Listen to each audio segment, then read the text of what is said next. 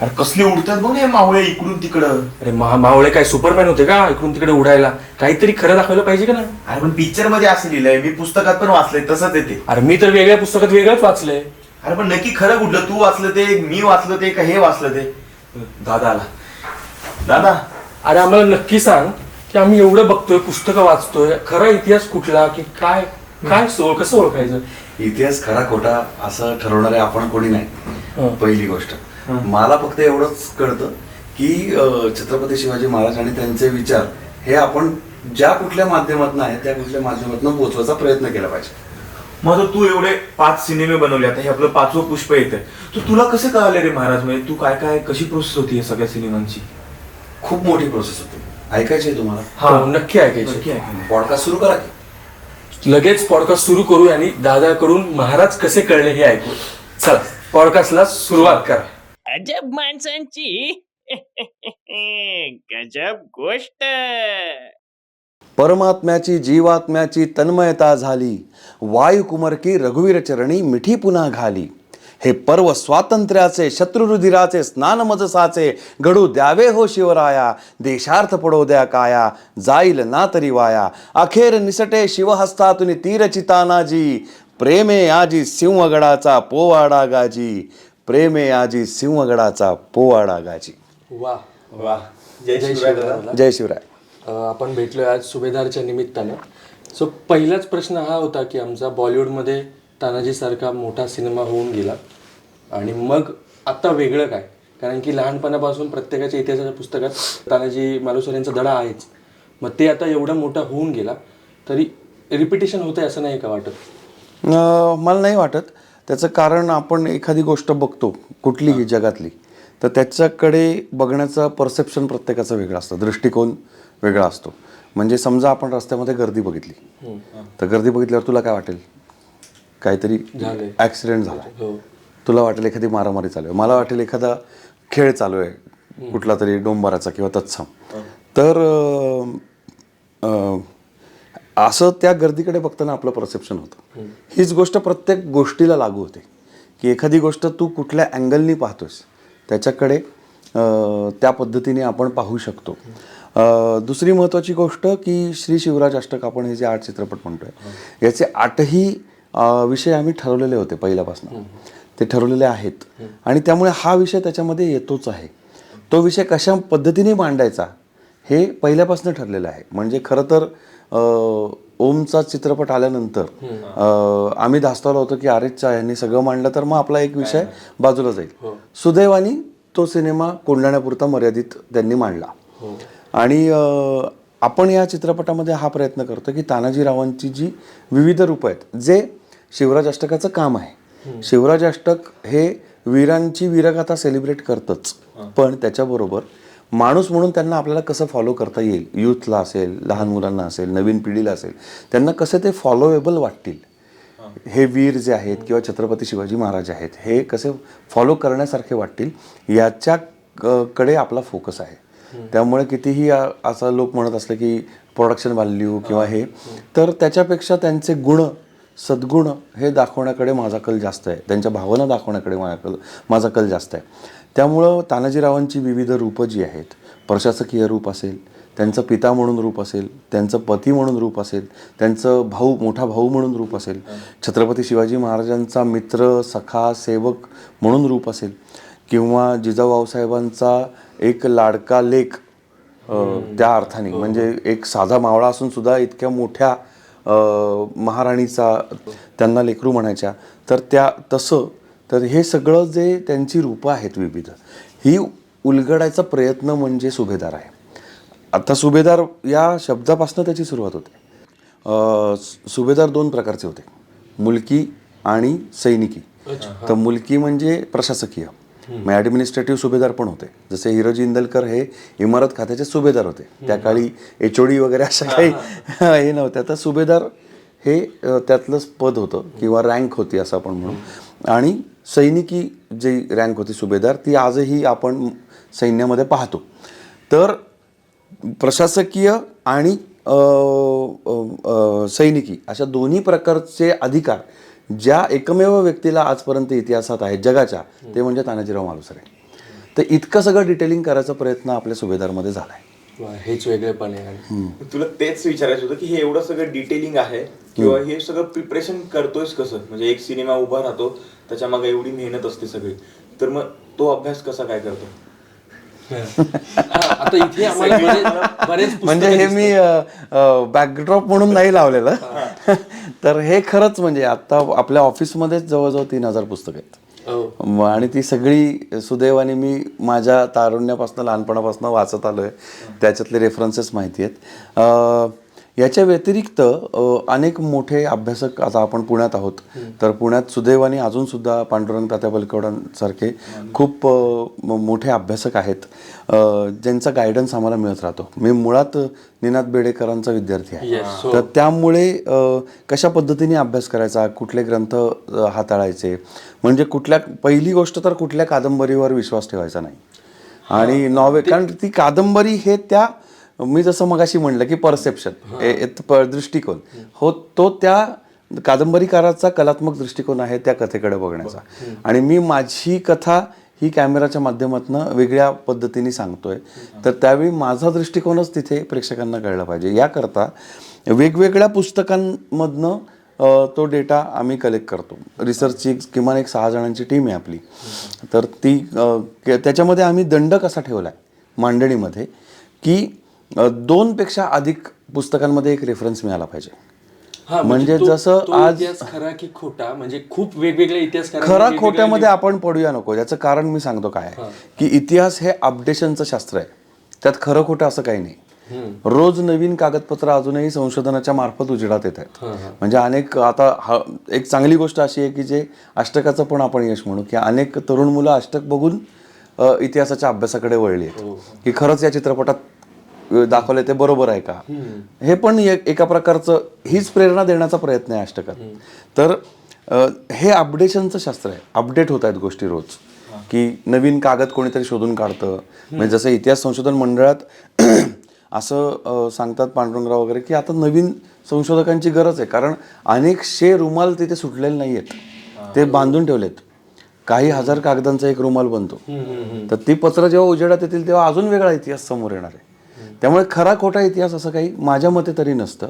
हे माझं वैयक्तिक मत आहे. विश्वास ठेवा. आता ती एखादी कला, तेच सांगतो, या कागदपत्रांमध्ये किंवा पुस्तकांमध्ये जेव्हा 2 किंवा 3 पेक्षा अधिक ठिकाणी एकच संदर्भ येतो, म्हणजे जसं आता आपण आज भेटलो, या कथेला आपण शूट केलं किंवा काय, ही कथा आपण समजू, तर हे इथे उपस्थित अजून 4 लोकांपैकी किमान 3 लोकांनी नंतर सांगितलं 100 वर्षांनी की ही 3 माणसं इथे बसून अशा गप्पा मारत होती, तर ते गृहीत धरलं पाहिजे.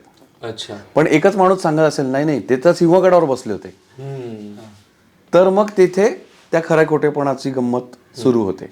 तर तसं होतं कामा नये. पण आता एखाद्या त्या काळच्या दिग्दर्शकाला असं वाटू शकतं की अरे यांनी तर सिंहगडाशी संबंधित गप्पा मारल्यात, मग आपण सिंहगडावर दाखवल्या तर अधिक रंजक नाही का होणार. अच्छा. तर असं ते करू शकतात. पण मी असं नाही करत. मी असं म्हणतो की नाही, मग ते ऑफिसमध्ये बसले होते ना, फारात फार काय तर ऑफिसची रचना रंजक करू, पण ऑफिसमध्येच दाखवलं पाहिजे. हो. म्हणून तुझं ते जास्त असं वाटतं का की VFX करावं, लार्जर दॅन लाईफ काहीतरी करावं बॉलिवूड सारखं? प्रत्येक दिग्दर्शकाला ते वाटत असतं, मलाही ते वाटतं. याच्यामध्ये मी काही त्याला अपवाद नाहीये. ते भव्य का करायचंय, कारण ते भव्य जीवनचरित्र पडद्यावरती राहिलं पाहिजे. आता हे जे चित्रपट आहेत ते 100 वर्षापेक्षा अधिक काळ राहणार आहेत डिजिटल प्लॅटफॉर्मवर असल्यामुळे आणि त्या सगळ्यामुळे. तर तेव्हा ते चरित्र जेव्हा पुढच्या पिढ्या बघतील, जेव्हा आपण कोणीच नसू, त्यावेळी त्यांना असं नाही वाटलं पाहिजे की आमचं हे राज्य खरंच श्रीमंत होतं का, खरंच. तर तो मांडायचा माझा प्रयत्न आहे. ॲट द सेम टाइम मला उगाच ते BR चोप्रांचे जसे सेट्स होते ह्याचे महाभारताचे, तशा सेटवरती शिवाजी महाराज चालताना आपल्याला दिसले तर ते पटणार नाही, ते खोटं राहील.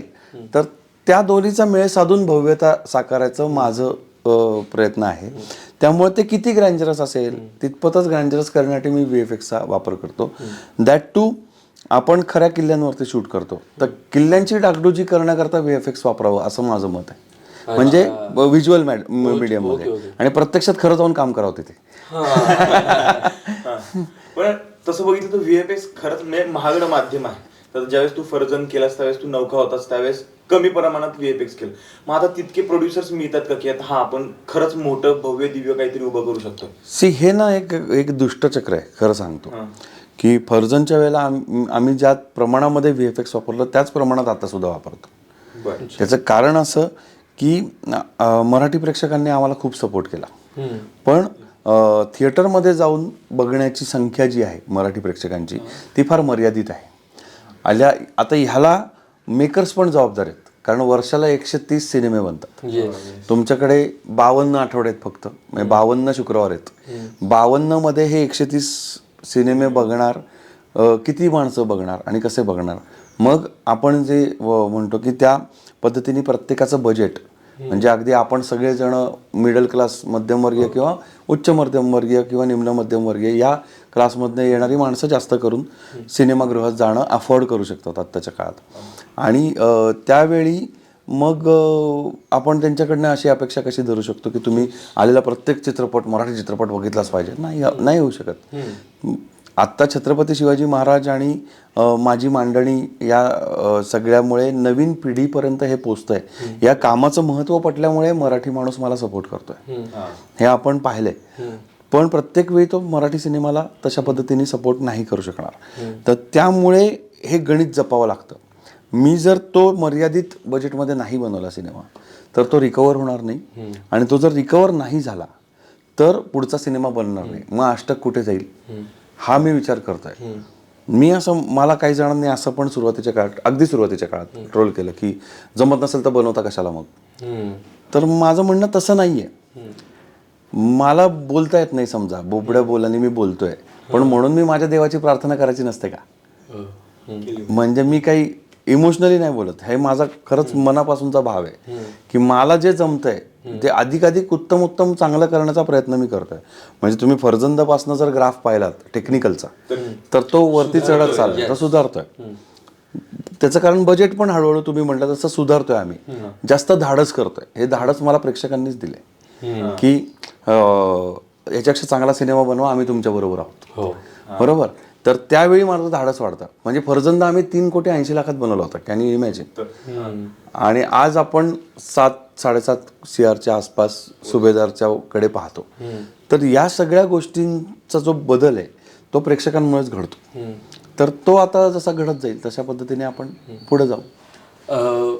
फर्जनच्या आधीचे 8 वर्ष तू त्या एका चित्रपटासाठी दिलेस, तेव्हा दिग्पाल लांजेकर कलाकारांसाठी काय होता आणि प्रेक्षकांसाठी काय होता, आणि फर्जन नंतर दिग्पाल लांजेकर काय आहे हे तुला काय जाणवतं? मजेदार आहे प्रवास तो सगळा. म्हणजे चांगलं वाटतं मागे वळून बघितल्यानंतर, आणि त्याच्यामुळे पाय जमिनीवर पण राहतात. की फर्जन जेव्हा मी स्क्रिप्ट घेऊन हिंडत होतो तेव्हा जवळजवळ 3-3.5 वर्ष लागली मला प्रोड्युसर मिळायला. जवळजवळ 200 ते 250 वाचनं केली मी वेगवेगळ्या लोकांसमोर. त्यात आत्ताचे प्रतिथयश दिग्दर्शक सुद्धा होते, प्रतिथयश निर्माते सुद्धा होते. माझे सिनेमा कायम वादातीत असतात, त्यामुळे मी आत्ता इथे नावं घेऊन वाद निर्माण करणार नाही. त्यांच्याकडे गेलो तर त्या लोकांनी पण मला तेव्हा तेच ऐकवलं की फर्जंदच्या आधी 40 वर्षाचा व्हॅक्यूम आहे. त्याच्यामध्ये 2-3च सशक्त प्रयोग ऐतिहासिक चित्रपटांच्या बाबतीत झालेले दिसतात आपल्याला. सर्जा आहे राजदत्तांचा, रमा माधव मृणालताईंचा ज्याला मी असिस्टंट सुद्धा होतो, आणि त्याच्यानंतर त्याच्या आजूबाजूला आपल्याला काही आढळत नाही. श्रीराम गोजमगुंड्यांचा एक चित्रपट येऊन गेला ज्याच्यामध्ये त्यांनी शिवाजी महाराजांची भूमिका केली होती. तो चित्रपट आपल्याला माहिती सुद्धा होऊ नाही शकला. त्याच्या मागचं इकॉनॉमिक्स कारण कदाचित समजून घेतलं नसेल या सगळ्या ठिकाणी. रमा माधवच्या वेळेला मला मृणालताईंनी परमिशन दिली की तू डिस्ट्रीब्युशनच्या ज्या मीटिंग्स आहेत त्या अटेंड कर, आणि त्याच्यामुळे चित्रपट कसा पोहोचतो ते मी शिकलो, आणि मग फर्जंदाची निर्मिती करताना त्याचा वापर केला. आता हे सगळं करत असताना मी कलाकारांना भेटत होतो, निर्मात्यांना भेटत होतो, नवीन डिरेक्टर. एक तर अजून आजपर्यंत त्याच्या नावावरती दिग्दर्शक म्हणून काही नाही, लेखक म्हणून माझं 3-4 सिरियल तोपर्यंत सुपरहिट झाल्या होत्या. तू माझा संगाती असेल, सखी असेल, या सगळ्या त्या चालू होत्या. गंध फुलांचा गेला सांगून असेल. तर पण दिग्दर्शक म्हणून सिनेमा करण्यासाठी माझ्याकडे काही नव्हतं, म्हणजे माझ्या नावावर काही नव्हतं. आणि मग जेव्हा कोंडाची फर्जंदांची गोष्ट लिहिली तेव्हा 60 मावळ्यांना घेऊन 2,500 लोकांना जिंकणारा माणूस कसा असेल याचं एक डोळ्यासमोर चित्र होतं. आणि तशा शरीरयष्टीच्या आणि तशा पर्सनॅलिटीच्या अनेक कलाकारांना मी भेटलो, ज्यांनी मला त्यांच्या ऑफिसच्या बाहेरचा रस्ता दाखवला तेव्हा, की हा चित्रपट काय आहे, काही स्क्रिप्ट असतं का, हे काही इंटरेस्टिंगच नाही आहे. अनेकांनी मला अपॉइंटमेंट दिली नाही. आणि मग त्यावेळी तशा अर्थाने न्यूकमर असलेल्या अंकित मोहनला घेऊन मला चित्रपट करावा लागला. अंकितने खूप मेहनत घेतली त्याच्यामध्ये माझ्याबरोबर. अंकितची पूर्ण प्रोसेस केली पण, म्हणजे असं नाही की तो माझ्या मैत्रिणीचा नवरा आहे म्हणून मग त्याला काही स्पेशल ट्रीटमेंट असं नाही. त्याला तितकीच मेहनत करावी लागली. त्याला घेऊन मी प्रोसेस केली पूर्ण. त्याला 6 किल्ले दाखवले वेगवेगळे त्या कथेशी संबंधित. त्याच्याबरोबर जवळजवळ 3 ते 4 महिने भाषेचा अभ्यास झाला. म्हणजे त्याची मेहनत पण खूप होती. म्हणजे त्याचं 6-7 तासाची जिम केल्यानंतर तो 4 तास मला देत होता भाषेच्या रिहर्सलसाठी. आणि अक्षरशः पहिल्या सीनला त्यांनी सेटवरती टाळ्या मिळवल्यात. तर अशा सगळ्या गोष्टी घडल्या. तर असा जो अप्रोच होता तो आता एक लक्षात येतं की प्रेक्षकांनी जे प्रेम दिलं, जी ताकद दिली, त्याच्यामुळे आता असं चित्र बदलतं की अनेक निर्माते म्हणतात की आम्हाला तुमच्याबरोबर काम करायचं आहे. जे आधी नाकारले होते. हां, आम्हाला तुमच्याबरोबर सिनेमा करायचा आहे. किंवा जे दिग्दर्शक आहेत सिनियर आपले, ते म्हणतात की अरे तुझ्याकडे काही नवीन लेखन आहे का. तर हे छान वाटतं. आणि अर्थात वपू काळ्यांचं एक वाक्य आहे, ते मला कायम हे सगळं घडत असताना आठवत राहतं की success is a relative term, more success more relatives. तर त्यामुळे ते लक्षात ठेवून सगळ्यांबरोबर एक चांगला मैत्रीचा संबंध आणि चांगले रिलेशन्स मेंटेन करायचा मी प्रयत्न करतो. पण मग आता त्यांना तू कसं ट्रीट करतोय त्यावेळेस बऱ्यापैकी आपल्या प्रेमाने काम करतोस त्यांच्यासोबत एक्सेप्ट. मला अजून सुद्धा त्यांच्यावर काम करायची इच्छा आहे. म्हणजे त्यातल्या अनेकांना मी काही नवीन प्रोजेक्टसाठी अप्रोच सुद्धा झालोय आणि आम्ही एकत्र येतोय. कदाचित पुढच्या काही प्रोजेक्ट्समध्ये ते दिसतील सुद्धा. तू पहिलीच फिल्म ऐतिहासिक केली. पहिल्यांदा शिवधनुष्य का पेलावं वाटलं तुला, की डायरेक्ट ऐतिहासिक सिनेमा? ठरवूनच केलं ते. म्हणजे याच्यासाठीच हेच करायचं असं ठरवलेलं होतं. म्हणजे मी जेव्हा या क्षेत्रात येईन का नाही हे मला माहीत नव्हतं. त्यावेळी माझ्या डोक्यात चालू होतं की कोंडाची फर्जंदांची गोष्ट कोणीतरी सांगितली पाहिजे मोठ्या पडद्यावर, कुणीतरी. मी असं नाही. मग 300 सिनेमा आला आणि मी फार उद्विग्न झालो तो सिनेमा पाहिला. म्हणजे माझं असं आलं की अरे यार, ही तर ग्रीक पुराणकथा आहे. कारण मी BA इंग्लिश लिटरेचर आहे. तर त्यामुळे मला त्या भागातलं वाचन वगैरे झालं होतं. तर मग ते करत असताना मला की अरे ही ग्रीक पुराणकथा आहे, ही या लोकांनी एवढी सेलिब्रेट केली, आपण सेलिब्रेट केली. आणि मग 300 बांधलांना घेऊन लढणारे बाजीप्रभू कुठे आहेत, बांदलवीर कुठे आहेत, त्यांची गोष्ट कोण सांगणार. आणि तिथे ते बळ धरायला लागलं सगळं. तोपर्यंत या क्षेत्रात यायचं निश्चित झालं होतं बऱ्यापैकी. असिस्टंटशिप चालू झाली होती. विनय आपट्यांकडे मी असिस्टंटशिप करत होतो, संजय सुरकरांकडे असिस्टंटशिप करत होतो, स्मिताताईंकडे काम करत होतो, तळवळकर. तर हे सगळं करत असताना ते पाहिल्यावरती मग सणक गेली, मी हे करायचंच. आणि मग त्या दृष्टीने सगळी पावलं पडायला लागली आणि हेच करायचं हे ठरवलं होतं. मी करू शकलो असतो, छोटासा एखादा सिनेमा मिळाला असता मला, पण मग कदाचित हे सगळं साकार नसतं झालं. तर कोणाला तरी एकाला ते सहन करावं लागतं सगळं. पण तरी पण शिवाजी महाराज म्हटलं की प्रत्येकाच्या जिव्हाळ्याचा विषय आहे. अगदी. म्हणजे एक्झिक्युशन मध्ये थोडी जरी चूक झाली तरी मग कित्येक प्रेस कॉन्फरन्सला सामोरं जा, मग परत माफी मागा, या सगळ्या गोष्टी येतात. मग येतात धमक्या वगैरे, फोन. हो. म्हणजे तितकं नाही होत. म्हणजे माझ्या सुदैवानी आपली मांडणी खूप ॲक्युरेट असल्यामुळे त्याच्यामध्ये एकतर म्हणजे मी जरी एका विशिष्ट विचारधारेमधनं आलेलो असतो तरीसुद्धा मी ज्यांच्या हाताखाली शिकलो, निनाद बेडेकर काका असतील, तर निनाद काकांनी आम्हाला हे शिकवलं की कागदावर इतिहास सांगायचा, तुमच्याकडे त्याचा पुरावा पाहिजे. त्याशिवाय तुम्ही चित्रपट करताना मी जी लिबर्टी म्हणली ती कुठली असते, तर point A two point Z जाताना मध्ये कधीतरी J गायब झालेला असतो, कुठला तरी H गायब झालेला असतो. तर त्यावेळी ते जे शोधण्यासाठी काय करावं लागतं आपल्याला, तर तुमच्याकडे G आणि I आहे ना, तर G पासून I पर्यंत पोचायला तुम्हाला कसं काय जावं लागेल, त्याच्यासाठी लॉजिक आहे. आपल्याला देवाने लॉजिक दिलंय, पण ते लॉजिक म्हणजे आत्ताचं लॉजिक लावून उपयोग नाही. तत्कालीन सामाजिक परिस्थिती काय होती, तत्कालीन आर्थिक परिस्थिती काय होती, तत्कालीन राजकीय परिस्थिती काय होती, तत्कालीन धार्मिक परिस्थिती काय होती, या सगळ्या निकषांवर ते लॉजिक बसते का नाही हे तुम्हाला बघावं लागतं.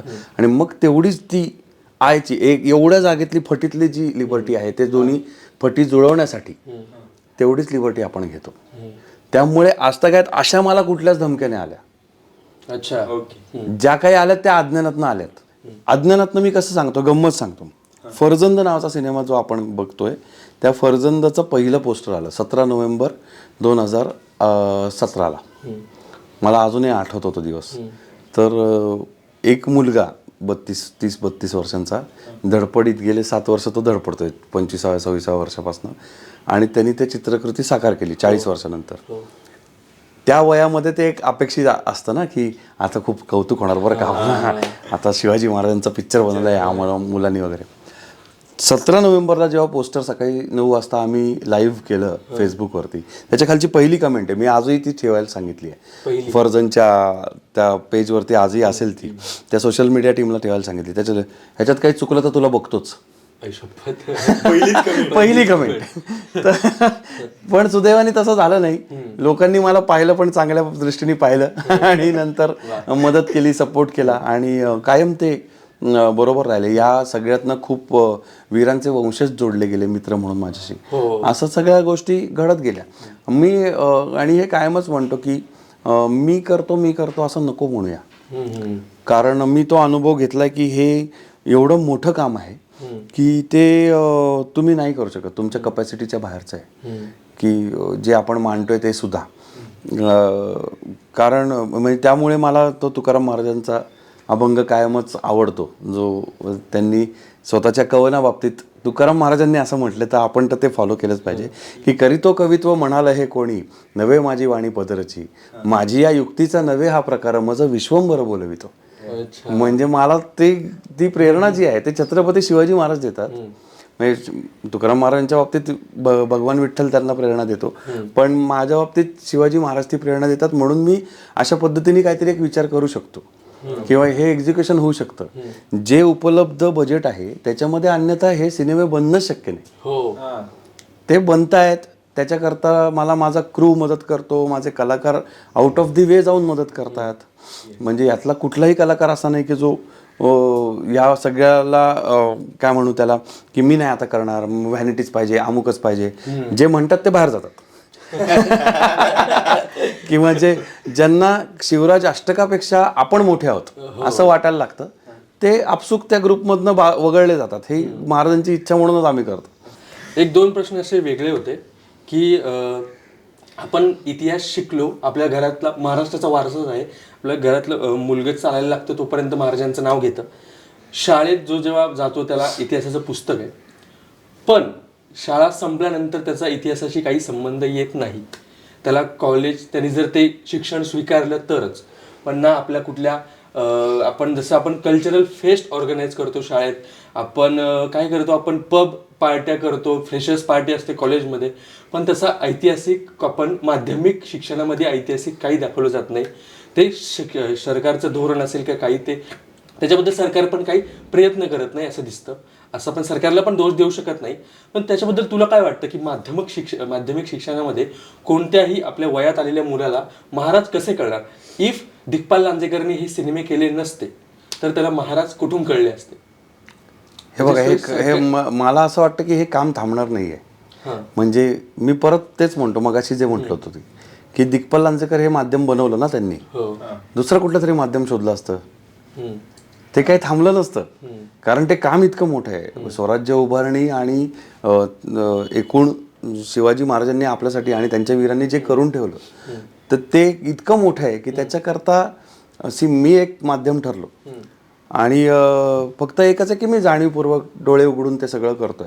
त्यामुळे आता माध्यमिक शिक्षणात जर आपण पाहिलं तर पाठ्यपुस्तकात काय बदल होतोय ह्याच्याबद्दल मला काही म्हणायचं नाही, किंवा मला त्याचं तितकंसं मी त्याच्यामध्ये गेलो पण नाहीये. पण कल्चरल प्रोग्राम्स जे आहेत, शाळांमधले सांस्कृतिक कार्यक्रम जे आहेत, त्याच्यामध्ये गाणी कुठली आली? 35 गाणी आता शिवराज अष्टकातली झाली आहेत. त्या 35 पैकी किमान 10 गाणी अशी आहेत की सगळीच्या सगळी हिट आहेत, पण 10 गाणी अशी आहेत की जी त्या शालेय जीवनाचा भाग बनली जातात. की प्रत्येक गॅदरिंगमध्ये रणी फडकती वाजतंच, प्रत्येक गॅदरिंगमध्ये राजा आलं वाजतंच, किंवा त्याच्यावर मुलं नृत्य करतात. जिथे आपण चिंतित झालो होतो एक 5-7 वर्षापूर्वी की अरे बापरे, आपली मुलगी छोटी घरातली अत्यंत छोटी, जिला ते शोभणार नाही अशा कुठल्या तरी अश्लील गाण्यावरती नाचतीये गॅदरिंगमध्ये, आणि ते पण शालेय गॅदरिंगमध्ये. तर काय, आणि त्यांचंही बरोबर होतं, त्यांच्याकडे होतं काय करायला. या विचारातनं आणि सिनेमाच्या गरजेतनं, म्हणजे सिनेमा आपला गाण्यांमधनं पुढे जातो. मी स्वतः, मला संगीत खूप आवडतं, त्यामुळे म्युझिकल असतात सिनेमे सगळे. म्हणजे नीट पाहिलं तर फर्जनमध्ये 9 ट्रॅक्स आपल्याला सापडतात, सगळी गाणी नाही आहेत पण ट्रॅक्स आहेत. फतेह शिकस्तचा अल्बमच 9 गाण्यांचा होता आणि 14 ट्रॅकचा अल्बम होता. तर हे म्युझिकल आहे. तर ते गाणी त्यांना मिळाली, ते संगीत मिळालं, आणि आता तो बदल त्या लहान मुलांमध्ये होताना दिसतोय. लहान मुलांची गाणी पाठ आहेत, म्हणजे बोबडं बोलतात. म्हणजे काल आम्ही सिंहगडावर गेलो होतो, मी अक्षरशः कालच गेलो होतो. तर ते तिथे एक छोटी 2 वर्षाची मुलगी नुकतंच बोलायला लागले. तिचं नाव पण योगायोगाने जिजा. तर आम्ही बोललो, हसलो तिच्याबरोबर, आणि तिने मला ते शिवबा राजा ते गाणं म्हणून दाखवलं. आता त्याच्यात तर तिला किती म्हणता आला हा भाग वेगळा, पण तिला ती ट्यून आली, शिवबा हा शब्द समजला. माझ्यासाठी खूप मोठं यश आहे. तर ह्या पद्धतीने ते व्हायला पाहिजे. आमचं जे शिक्षण आणि ह्याच्याबद्दलच बोलतो, माध्यमिक शिक्षणच नव्हे तर वरचं शिक्षण, म्हणजे महाविद्यालयीन शिक्षण. आणि आता तर मध्ये आमच्या एका राजकीय मित्रांशी बोलताना मी म्हटलं की तुम्ही असं का नाही करत की कुठल्याही पक्षाचं मंत्रिमंडळ होत्या, कुठल्याही, आपल्या पक्षाशी काही घेणं देणं नाही, पण त्यांचा किमान 15 दिवसाचा किंवा 1 महिन्याचा हा छत्रपती शिवाजी महाराजांच्या राज्यकारभाराचा वर्कशॉप व्हायला पाहिजे. तर ते म्हणले आम्ही विचाराधीन ठेवतो. चांगली कल्पना आहे की, कारण छत्रपती शिवाजी महाराजांची कृषी व्यवस्था जी आहे, त्यांनी ज्या पद्धती राबवल्या, आता त्यांच्या कारकिर्दीमध्ये 3 वेळा दुष्काळ पडलाय शिवाजी महाराजांच्या एकूण 32 वर्षांच्या कारकिर्दीमध्ये. पण आपल्याला कुठे उल्लेख सापडतो का की कुठेतरी शेतकऱ्यांनी आत्महत्या केली आहे किंवा शेतकरी फारच पिचलेत त्या काळामध्ये? नाही मिळत. त्यांच्या अगोदरच्या, म्हणजे शिवाजी महाराजांच्या अगोदर जे दुष्काळ पडले महाराष्ट्रामध्ये, त्याच्यामध्ये खूप दयनीय अवस्था शेतकऱ्यांची आढळते आपल्याला, पण त्यांच्या काळात नाही आढळत का? कारण त्यांनी कृषीविषयक खूप मोठी आणि महत्त्वाची धोरणं राबवली होती. जसं की ऐनजिनसी नावाची पद्धत आहे. तर ऐनजिनसी म्हणजे काय, तर त्यांनी कर्ज माफ नाही केली कुठल्याही शेतकऱ्यांची. तर त्यांनी अशी पद्धत आणली ज्याच्यामध्ये तुझ्याकडे काय नाही आहे आत्ता शेती करायला, बैलजोडी नाही आहे, आमच्याकडनं घेऊन जा. शेतनांगर, बैलजोडी परत आणून दे. तुझ्याकडे आऊत नाही आहे का, मी आऊत देतो. शेतनांगर परत आणून, बियाणं नाही आहे का, बियाणं देतो सरकारातून. तर ह्या सगळ्या गोष्टी करून त्यांनी शेतकऱ्याला सशक्त बनवलं. तर ह्या गोष्टी आपल्याकडे आता व्हायला पाहिजेत. आपण नुसतं शिवाजी महाराजांचं नाव घेऊन नाही चालणार, त्यांच्याकडनं शिकायला पण पाहिजे असं मला वाटतं. आणि दुसरा असा एक प्रश्न होता की साऊथचा सिनेमा एखादा आला तर तिकडे तो उत्सव म्हणून साजरा होतो. म्हणजे कुठलाही सिनेमा, आता रजनीकांतचा जेलर वगैरे असेल ते सिनेमे उत्सव साजरा होतो. सुट्ट्या घेतात लोक, सुट्ट्या देतात, कंपनीचे लोक सुट्ट्या देतात आपल्या कर्मचाऱ्यांना, तो उत्सव म्हणून साजरा केला जातो. तसं महाराष्ट्रात अजून तसं काही झालेलं नाहीये. आता आपण म्हणतो महाराष्ट्रातला जिव्हाळ्याचा विषय छत्रपती शिवाजी महाराज, तर त्याच्यासाठी आपण किती प्रयत्न करतो. एखादा महाराजांचा सिनेमा आला तर त्यासाठी आपण ऑडियन्स म्हणून किती प्रयत्न करतो, त्याबद्दल काय? मला असं वाटतं की ते बदलत चाललंय हळूहळू. म्हणजे अष्टकाचे सिनेमे बघायला लोक सणासारखे जातात, तुम्ही एक्सपिरियन्स करून पहा. आता ते व्हायला लागलं की अष्टकाचे पोस्टर्स बिल्डिंगवरनं लोक सोडायला लागले वगैरे. ते काय आम्ही नाही करत आहोत, हे प्रेक्षक करत आहेत आता. मग याच्याकडे नोटीस केलं पाहिजे आपण की अष्टकांनी हे बदल घडतायत. मराठी चित्रपटसृष्टी एलिव्हेट होण्याच्या दृष्टीने म्हणतो. म्हणजे अष्टकातले सिनेमांचं कसे पोस्टर लागतात ह्याच्यापेक्षा मराठी चित्रपटसृष्टी पण त्या दर्जाला आता प्रेक्षक सेलिब्रेट करू लागले. तुम्ही बघितलं असेल की मावळ्यांचे वेश घालून छोट्या छोट्या मुलांना चित्रपट बघायला आणतात पालक. तर हा सणच आहे ना. तर हे बदल घडतील, हळूहळू घडतील. याच्यामध्ये काय करावं लागेल की मेकर्सना खूप काम करावं लागेल. मेकर्सना उत्तम सिनेमे बनवावे लागतील. मी असं म्हणत नाही ते बनवत नाहीयेत, मी असं म्हणतो की त्याची संख्या, प्रपोर्शन हे वाढवावं लागेल. आपण आता पूर्वी सबसिडी होती, म्हणजे सबसिडीसाठी दिग्दर्शक निर्मात्यांना पहिले भेटलं की दिग्दर्शक म्हणायचं की 40 लाख एवढे पैसे मिळतील तुम्हाला, तुमचे पैसे सेफ. आता OTT आहे. हो बरोबर. तर माझं म्हणणं आहे की कशासाठी OTT? तुमच्या सिनेमासाठी सिनेमा का नाही बनत आहे? की माझा सिनेमा मी इतका उत्तम बनवीन की प्रेक्षकांना तो थिएटरमध्ये येऊनच बघावा लागेल. जसं आत्ता प्रेक्षकच एक कॅम्पेन चालवतात फर्जंद फत्तेशिकसपासनं, की त्यांना जर कोणाच्या मोबाईलवर दिसला सिनेमा अष्टकामधला तर तळेगावमध्ये केस झाली. तळेगावमध्ये लोकलमध्ये मारामारी झाली त्याच्यावर, की काय एका तरुणाच्या मोबाईल वरती तो सिनेमा बघत होता फर्जंद, आणि तो पायरेटेड होता म्हणून काही जणांनी मिळून त्याला मारायला सुरुवात केली. मग अर्थात त्याच्यानं हा काही त्याच्यावरचा उपाय नाही, पण प्रेक्षकांचं प्रेम इतकं आहे त्या सिनेमावरती की थिएटरमध्ये जाऊन बघा ते. आणि हा अवेअरनेस म्हणजे माझ्या सुदैवानी मला अँटी पायरसी कंपनी घ्यावी लागत नाही. म्हणजे आपण for the sake of it appoint करतो, कारण तो त्या एक प्रॅक्टिसचा भाग असतो. पण अदरवाईज तुम्हाला दिसेल की पावनखिंड रिलीज झाल्यानंतर 3 वर्ष लोक शोधत होते, म्हणजे ज्यांना मोबाईलवरच बघायचं आहे. म्हणजे मला पण लोकांनी मेसेज केले की अहो काय ते युट्यूबवर टाका की. म्हणजे असं नसतं. तर पण बाकीचे लोक मग आळा घालतात त्या गोष्टींना. मग मला डायरेक्ट लिंक्स येतात युट्यूबवर वगैरे, कोणी लीक करायचा प्रयत्न केला की एखादा सीन जर कोणी शूट करून टाकला तर मला लिंक्स येतात की दादा हे बघा. अनोळखी कोणीतरी माणूस असतो, प्रेक्षक असतो, तो बिचारा मला लिंक पाठवतो की दादा हे बघा इथे तुमचा शूट करून टाकलाय. मग ती आपली कंपनी रिमूव्ह करते.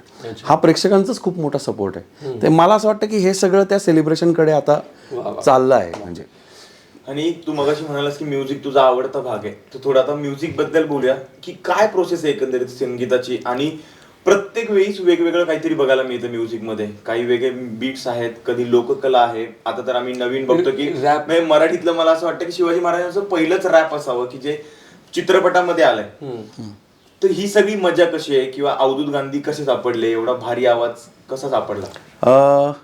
मुळामध्ये म्युझिकचा विचार करताना एक जर विचार हा मी कायम ठेवला की चित्रपट हे जे आहेत सगळे हे 100% हिस्टॉरिकल डॉक्युमेंट नाही असू शकत. हे नाही असू शकत. तर परंतु हे 100% कल्चरल डॉक्युमेंट नक्की असू शकतात. तिथला पेहराव, तिथली खाद्य संस्कृती त्या काळातली, त्या काळातला सेटिंगचा पार्ट, बैठक व्यवस्था किंवा काही. म्युझिक पण हा त्याचाच एक पार्ट आहे. त्यामुळे प्रत्येक चित्रपटात एक लोकगीत आहेच कुठल्याही प्रकार, आणि ऑथेंटिक लोकगीत. म्हणजे जसं फर्जंदमध्ये गोंधळ होता, लावणी होती, आणि ह्याच्यामध्ये त्याच्या पुढच्या चित्रपटांमध्ये फत्तेशिकसमध्ये जोगवा होता, त्याच्यानंतर पावनखिंडमध्ये भारूड होतं, शेर शिवराजमध्ये वाघ्या मुरळी होतं, सुभेदारमध्ये आता मरियाई आणतोय आम्ही. मरियाईचा रिसर्च केला त्याच्याकरता की ऑथेंटिक मरियाई कशी असते. ऑथेंटिक मरियाई पुरुष गातो, देवी तर पुरुष गातो. ह्या सगळ्या गोष्टींचा रिसर्च करून आम्ही ती गाणी बनवतो आहे. आणि ती लोकांना आवडतात कारण त्याच्यामध्ये वेगवेगळे प्रयोग पण करतात, म्हणजे एक्सपेरिमेंट करून ती गाणी बनवतोय. आता रॅपचं तुम्ही म्हणाल तर ते रॅप नाही आहे, मी ठाम विधान करतो ते. याचं कारण असं की आपल्याकडे ती परंपरा पूर्वीपासून आहे फास्टेस्ट उच्चारणाची. तुम्ही जेजुरी गडावर जा, जेजुरी गडावर जेव्हा तळी भरतात, ज्याचं नंतर टायटल सॉन्ग केलं खूप सुंदर आपल्या त्या मालिकेचं, तर ते आगडबुम नगारा दोसोन्याची जेजुरी, ते कसं म्हणतात बघा, ऐका तुम्ही जाऊन. नाही ते चालीत नाही म्हणत, ते त्याच बीटवर म्हणतात ज्याच्यावर तुम्ही रॅप करू शकता. तर त्या रॅप म्हणजे काय, रिदम अँड पोएट्री, बरोबर. तर ही आपल्याकडे पहिल्यापासून आहे, ती कशी काय तिकडनं आली? मुळात प्रयोग असा पहिलाच आहे, कारण त्याच्यामध्ये मग आम्ही त्याला संपूर्णपणे भारतीय जी कला मुळात इथनं गेली आहे ती परत एकदा इथं त्या पद्धतीने आम्ही प्रेझेंट केली, जी लोकांना आवडली. अर्थात त्याच्यात आता इलेक्ट्रॉनिक साऊंड आणि हा सगळा आत्ताच्या तरुणाईला आवडणारा भाग आहे, पण ते काही त्यांचं नाही होऊ शकत. म्हणजे रावणकृत शिवतांडव स्तोत्र तुम्ही जर नुसतं म्हणलं तरी जटाटवी गलज्जल प्रवाह पावितस्थले गले वलंब लंबितां भुजंग तुंग मालिका, काय rap and rhythm and poetry शुलतालात लिहिलेलं आहे, किंवा कविराज भूषणाच्या जेवढे छंद आहेत शिवाजी महाराजांसाठी लिहिलेले, हे साजी चतुरंग बिरंग मेतुरंग चढी सरजा शिवाजी जंग जीतन चलत आहे भूषण बनत नाद बिहत नगार नके नदी नद मध गय बरं केलेलं आहे. काय आम्हाला लोकांना पोटरे होते की ते रॅप हा आहे ते तर तेवढंच आहे फक्त. म्हणजे मला असं वाटतं की त्याच्याकडे अभिमानाने जर आपण पाहिलं आपल्या संस्कृतीकडे, तर हे सगळं तिथे आहे, शोधून त्याच्यावरती धूळ झटकून मी फक्त समोर ठेवतो. वा. एक असा वेगळा प्रश्न विचारायचा होता. सध्याच आपण राजकारण नाही म्हणू शकतो त्याला मानसिकता एक लोकांची काय आहे? तू बघितलं असशील कुठेतरी औरंगजेबाचे पोस्टर अजूनही नाचवले जातात, त्याचं नाव अभिमानाने घेतलं जातं कुठल्या तरी भागांमध्ये. ते बघून तुला कसं वाटतं की औरंगजेबाचे पोस्टर असे नाचवत आहेत? वाईट वाटतं ऑब्व्हियसली, एक शिवभक्त म्हणून. राग येतो. कसं काय त्या म्हणजे हे नाही झालं पाहिजे. म्हणजे हे कुठल्याही एका समुदायाशी किंवा समाजाशी संबंधित नाही आहे, हे तुमच्या या मातीशी निगडीत असण्याच्या संदर्भातलं आहे की या महाराष्ट्र देशाचा राजा जे आमच्या हृदयात वसतात, संभाजीराजे आहेत, त्यांचं ज्या प्रकारे त्यांनी असॅसिनेशन केलं, मराठ्यांच्या एकूण त्या राज्यसत्तेला ज्या प्रकारे त्या माणसाने छळलं, त्याची दुष्कृत्य लिहिलेली आहेत, आपल्याला माहिती आहे. त्यामुळे मला असं वाटतं की ही काय म्हणतात त्याला, ही चुकीची मानसिकता आहे अत्यंत.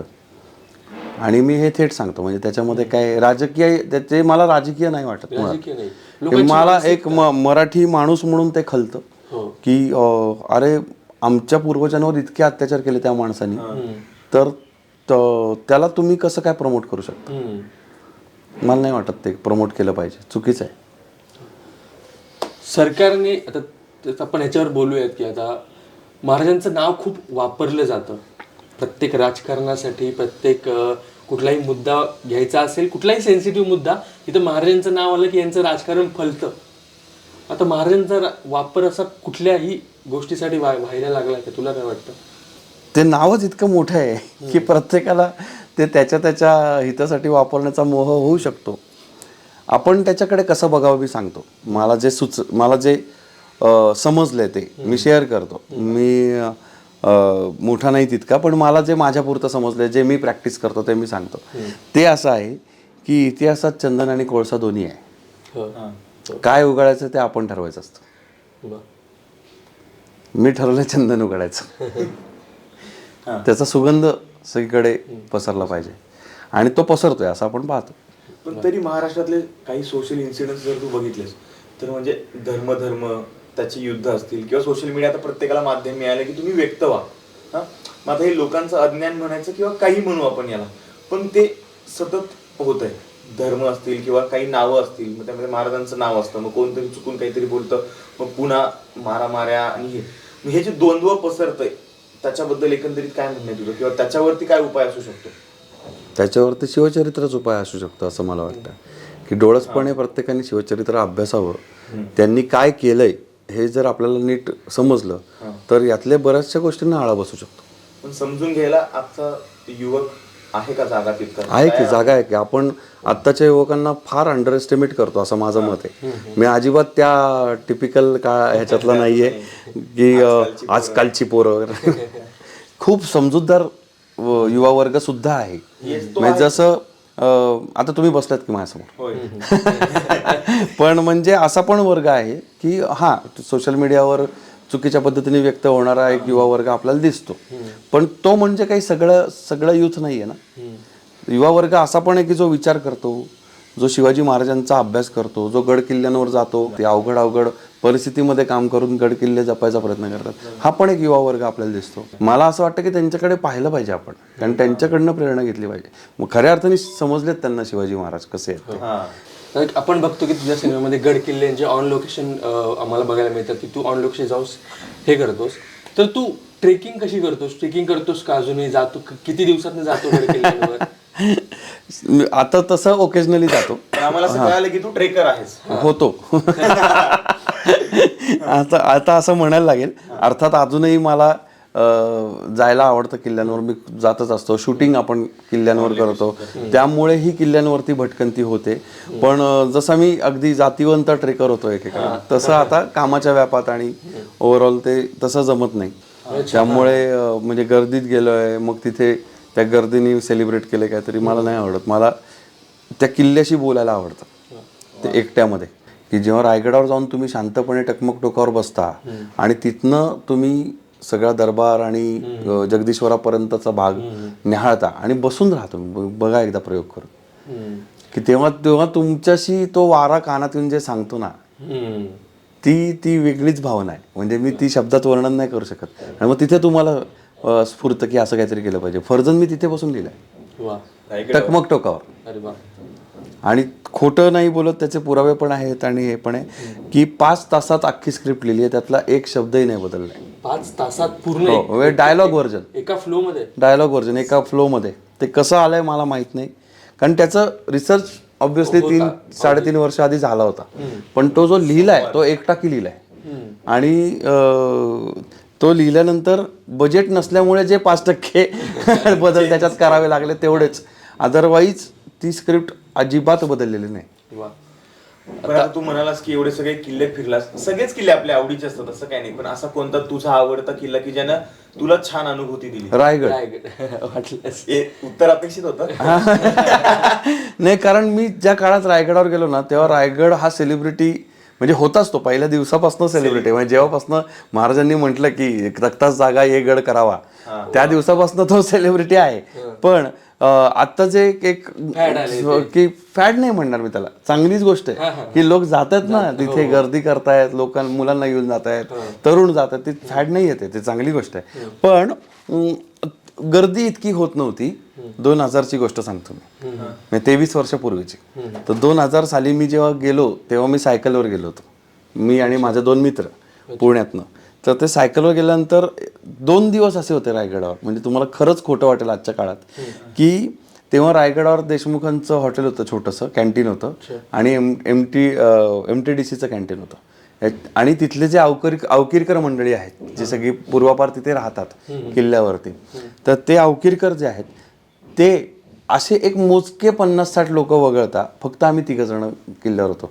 त्यामुळे असा खूप भाग अनुभवला आहे किल्ल्याचा की माणूसच दिसत नाही आहे, फक्त किल्ला आहे आणि तो आमच्याशी बोलते की हा इथे आपले छत्रपती चालले, इथे आपले छत्रपती बसले, इथे आपल्या छत्रपतींनी असं केलं असेल. हे तो एक खूप म्हणजे माझ्या आयुष्यातला सगळ्यात मोठा अनुभव आहे तो. 2000 सालची गोष्ट आहे ती, की अख्ख्या किल्ल्यावर स्वर्ग कशाला म्हणतात. तर तेव्हापासून मी जो काही रायगडाच्या प्रेमात आहे की प्रत्येक सिनेमाच्या स्क्रिप्टचं पूजन रायगडावरती होतं.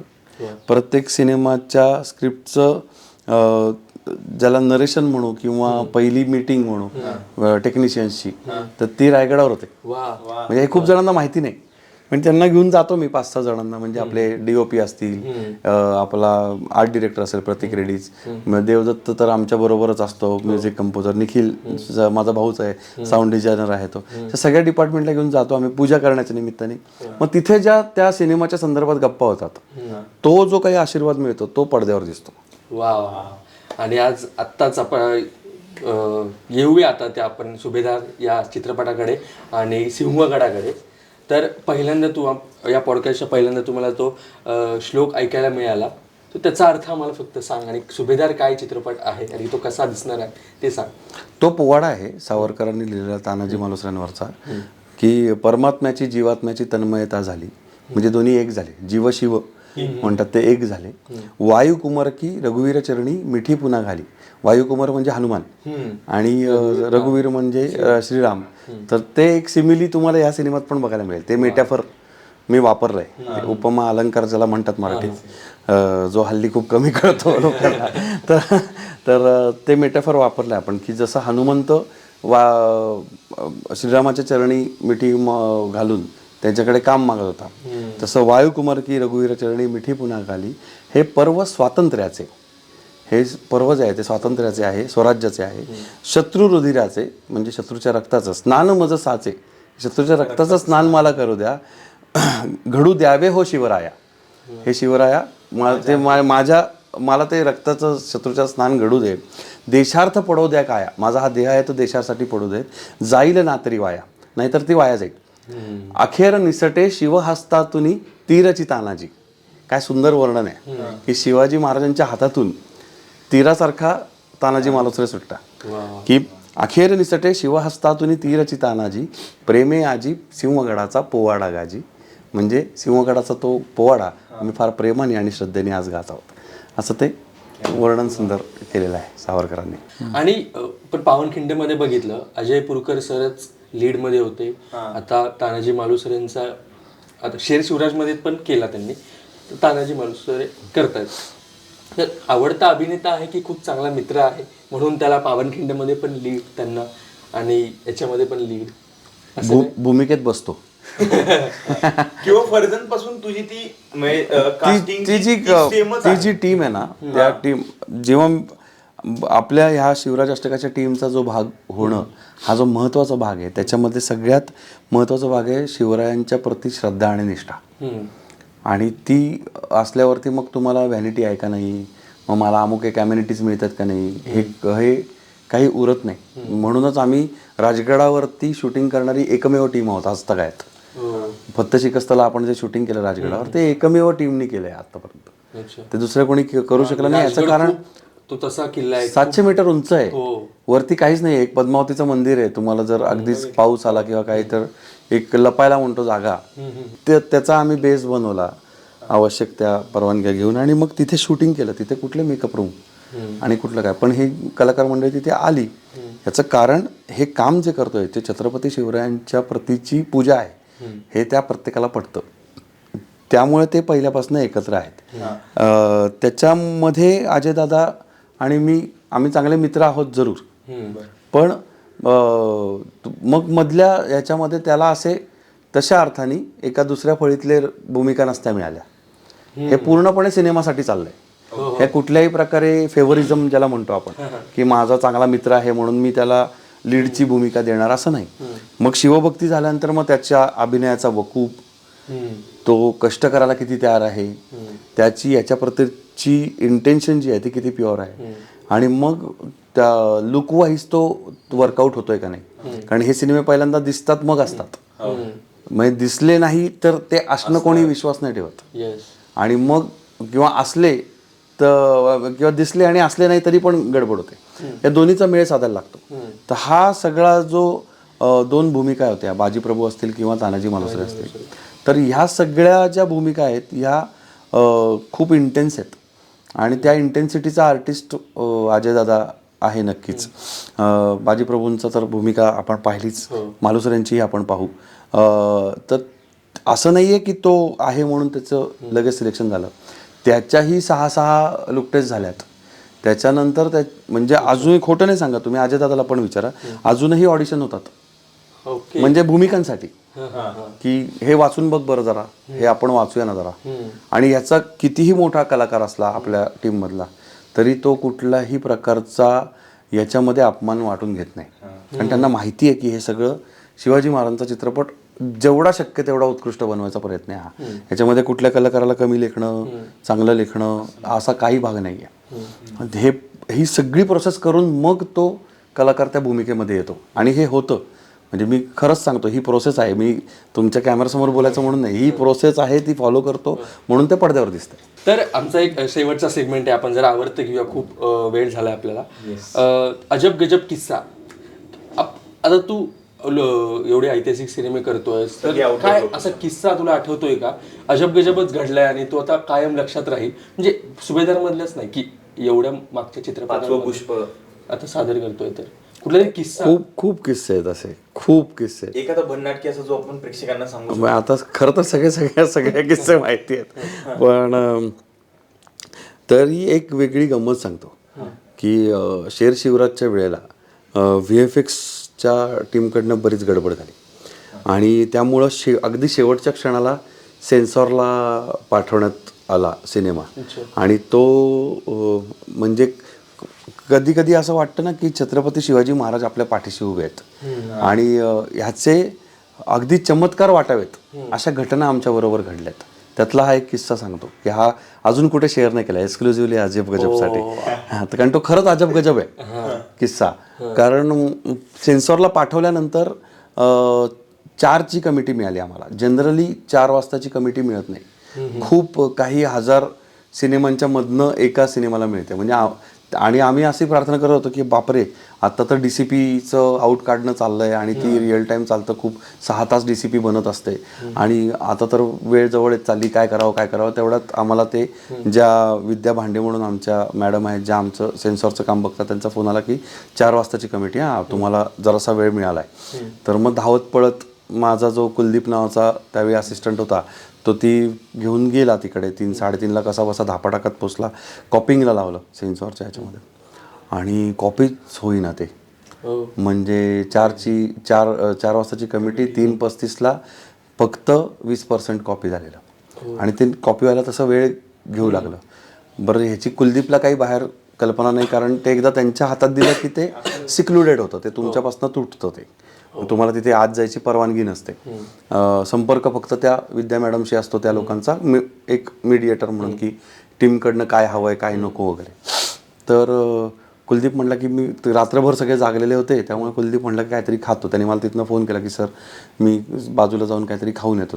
तो गेला तिथे आणि गेल्यानंतर त्यांचा फोन आला की अरे 3:40 झालेत आणि 20%च्या पुढं तुझं हे सरकतच नाही आहे. त्याच्या पायाखालची जमीनच सरकली. की अरे बापरे. ते म्हटलं की आता जर RO वरती आले तर आयदर रिजेक्ट होऊन तुम्हाला परत फॉर्म भरावा लागेल आणि रिलीज तर बरं, हे चाललंय 19 एप्रिलला, 22 एप्रिलला रिलीज होता.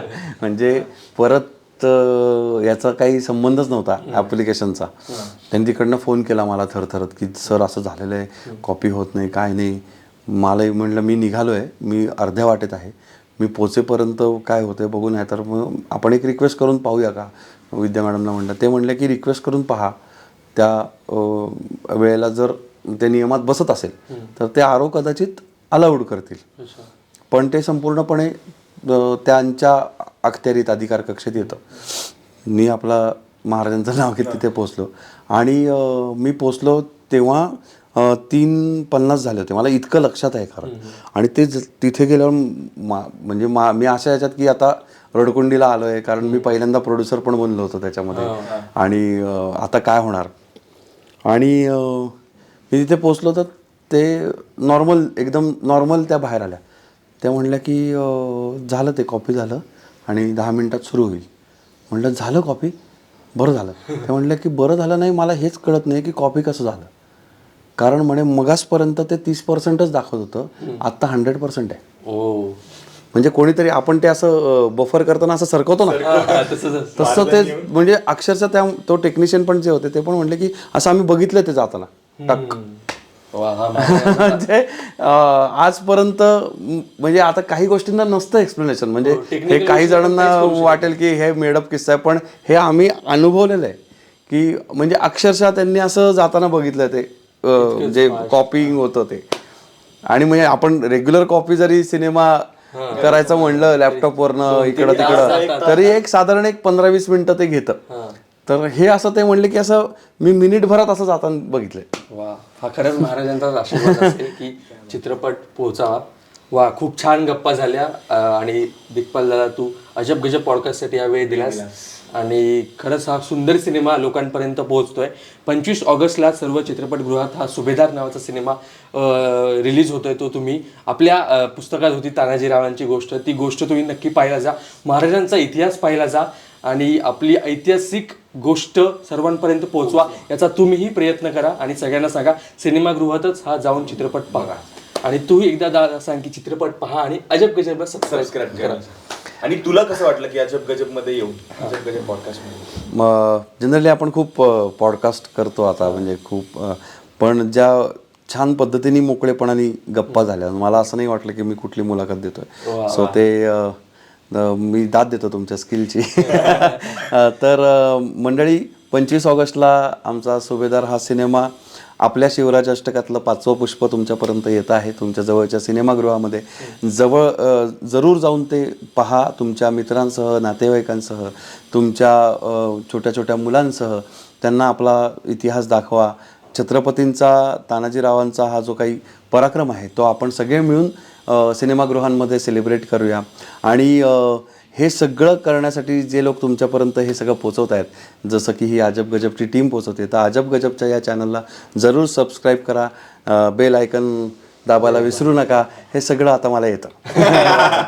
वा चला. धन्यवाद, तुम्ही हा पॉडकास्ट शेवटपर्यंत पाहिला. आणि हां, दादाला गिफ्ट द्यायचं. हां, तर TWJ मीडिया आणि अजब गजब पॉडकास्ट या चॅनल तर्फे दादा, ही एक छोटीशी भेट वस्तू हात लाव रे. आमचं ते नेहमी असतं स्वाहा. अशा दिलखुलास गप्पांसाठी अजब गजबला सबस्क्राईब करा, लाईक शेअर आणि कमेंट नक्की करा.